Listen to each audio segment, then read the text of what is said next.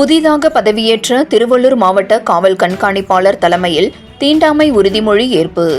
திருவள்ளூர் மாவட்டத்தின் 22வது மாவட்ட காவல் கண்காணிப்பாளராக திரு ஆர். சீனிவாச பெருமாள் இன்று முறைப்படி திருவேடுகளில் கையொப்பமிட்டு பதவியேற்றார். இந்த நிலையில் பதவியேற்ற அடுத்த தருணமே மாவட்ட காவல் கண்காணிப்பாளர் அலுவலகத்தில் மகாத்மா காந்தி நினைவு தினத்தை முன்னிட்டு நடைபெற்ற தீண்டாமை உறுதிமொழி ஏற்பு நிகழ்ச்சியில் திருவள்ளூர் மாவட்ட காவல் கண்காணிப்பாளர் ஆர். சீனிவாச பெருமாள் பங்கேற்று உறுதிமொழி ஏற்றார். இந்த தீண்டாமை உறுதிமொழி ஏற்பு நிகழ்ச்சியில் உதவி காவல் கண்காணிப்பாளர், மாவட்ட கூடுதல் காவல் கண்காணிப்பாளர், துணை காவல் கண்காணிப்பாளர் மற்றும் காவலர்கள் கலந்து கொண்டு தீண்டாமை உறுதிமொழி ஏற்றனர்.